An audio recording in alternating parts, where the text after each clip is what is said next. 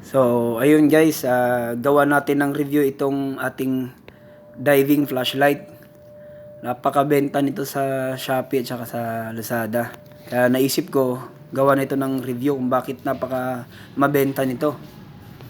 So, gamit itong ating lumen meter, susukatan natin ng liwanag itong ating flashlight. On muna natin to. Ito pala ito. Ayan, tapos backlight. Alright. Pwesto lang natin dito sa sa nilagay kong lamesa.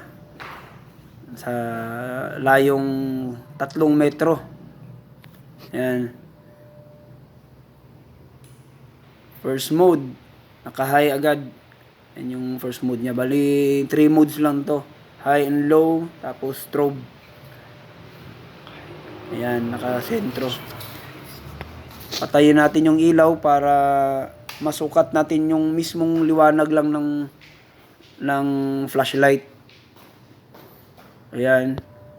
Ayun, no? 1,770.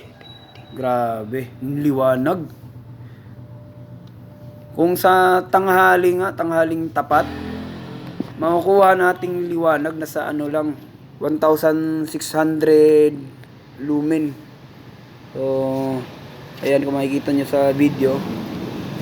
Yan, tanghaling tapat yan, 38 degrees Celsius. Napakainit. So, grabe, napakaliwanag talaga pala nito. Bale, matagal na rin sa akin to. Mag 2 years na rin. O, mga 2 years na. So, ito yung second mode niya, yung low. Testing natin kung gaano kaliwanag. So, pag nangingisda kami, naka-high talaga lagi to kasi matagal naman siya malowbat eh. Hindi ako gumagamit ng ng low. Ito yung low niya, 438 lumen. Maliwanag pa rin. So, napakasulit talaga nito.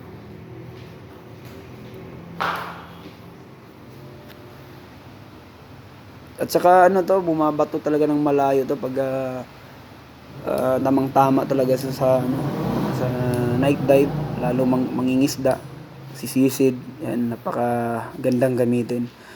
Yung structure niya, ayun, napakatibay.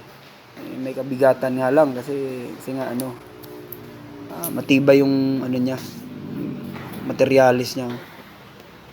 Alloy na makapal. 2 years pero ayan yung condition niya. Okay na okay pa rin.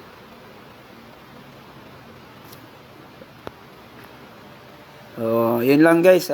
Maraming salamat sa panonood.